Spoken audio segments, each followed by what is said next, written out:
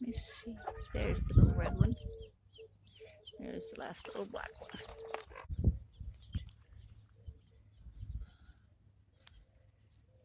I have to watch you. Never seen a baby chick with an eye like that. I'll keep an eye on you. Good evening from the desert. I've got a little bit of video I may add to this about what I've been working on this weekend.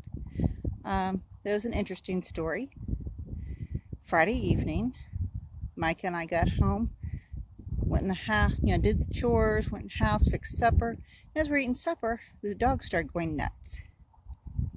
So I came out to investigate, and somebody was backing into the area where I'm planning on building my food forest. I'm putting in some garden beds, but mostly food forest. So I come out to see what's going on. Well, this nice gentleman that my mother knows, she used to work with him. He does some landscaping for a few folks in the area, just kind of part-time. And I'd made a deal with him that instead of him having to drive stuff, leaves and things he's raked up from people's yards, instead of him driving them out of town to the dump, spending all that time and that gas, and then having to pay $40 to dump it, he can just dump that here, and I can use it for compost and for mulch for my garden beds. So I was thinking, oh, well, maybe he got a new truck. So I come on around. No, while I was gone to work, he had left some sod, a bunch of sections of sod on my compost pile. Like, oh, interesting.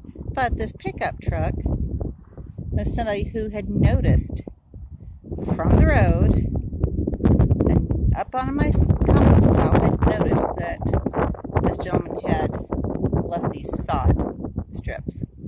So I'm not sure if they were here and saw him drop them off or what the deal was. But they decided to just back into my property and they were going to load up all this sod. Now, I'm not typically a sod grass type of girl, carpet grass and sod strips, but you can damn sure bet that somebody gives me some and then somebody else is trying to steal them. Instead of them going in the compost, they're going on the ground. So I worked a bit.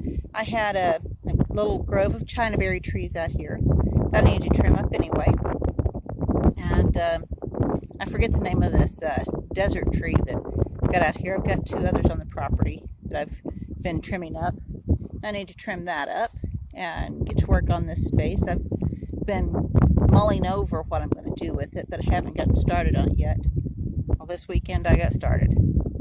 So I started working on a bed that is teardrop shaped, that is going to have herbs that bloom pink, purple, and blue in honor of Maxine. But what I did with the sod, let's see if I can get this turned around. Oh, I don't have the button to swing it on around. Let me see here. Pause it for a second and turn the camera.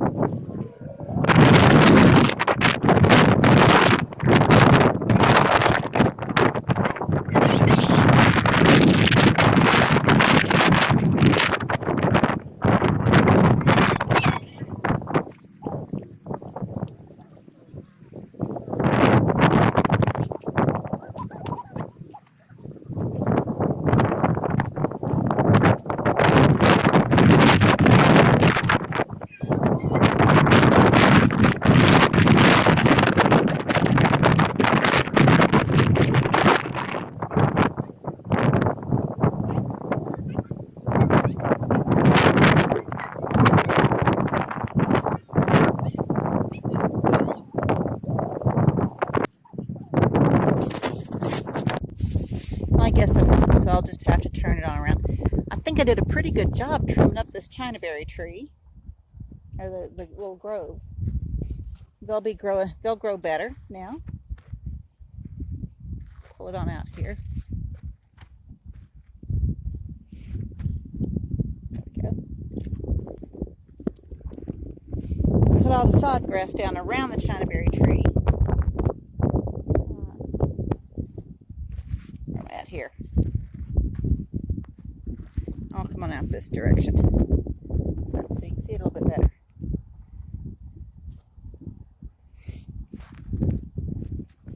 And then trim this up so we have a better pathway through here and stickers aren't reaching out to get us. So I've got this a lot easier for us to get by. So this area right here with the Chinaberry tree and the sod grass is going to be where Micah and I can sit in our garden and the food forest once we get it going good. We can just sit here and relax and think and talk to God. And one of the things that I did is part of what the gentleman who's bringing the leaf mulch and such over to us, he had left a few pieces of log too. So I took some of it right here. Okay, I dropped the phone and accidentally switched it off. So now I can show you better what I did. Got a little fairy garden going here with some of this and plus some of the stones that we found around here. So a little fairy habitat under the Chinaberry tree. Now, before anybody says anything, yes, I know Chinaberries are toxic. Every part of the Chinaberry is toxic. But one of the things you can do with these lovely little Chinaberries, I'll put these where Micah won't get them. I'm going to pause it again. So one of the things that I've discovered you can do with the Chinaberry trees, with the berries, is you can designate a pan to be the one and only pan that you use for the Chinaberries, and you don't ever use it for anything else. So now I can take a permanent marker or something and write on it that is for Chinaberries. And you boil them in that pan to take off the skin and the pulp. Get down to strain out the berries. So you got to have a strainer specifically for the Chinaberries. You take the seeds and then you can make beads from them. So while they're still soft from being boiled, you run a needle through the center, and then you let them dry. Get them all strung, you let them dry, and then after that's all done and they've dried, then they're all right to handle. They're no longer toxic, and they can be used for making jewelry. And some people sell them for a pretty penny. So I told Micah, get that hair on my face, told Micah that we can start doing these as she gets a little bit older. We can start processing these Chinaberries, and then we can dye them different colors or paint them, whatever she wants to do. And she can start making jewelry that she can sell at the farmer's market and have herself a little side business there. Figure, 5, 6, 7 years old, pretty good time for her to start a little business, right? She thinks it's an awesome idea, and she's a little artistic, so that'll be a really good thing for her. I don't know if you can see the colors in the sky back there behind me. And then, oops, I'll sit back down so that I can get the mountain. The desert sunset. It's a beautiful sight. Well, so that's been our weekend. We did a few other things, but The big one was working on this, and of course as I was watering this sod in, the hose I was using has a leak on it, so we wound up with this great big puddle. And Micah loved it. It was her own personal slip and slide. And then let me see if I can get a shot of this.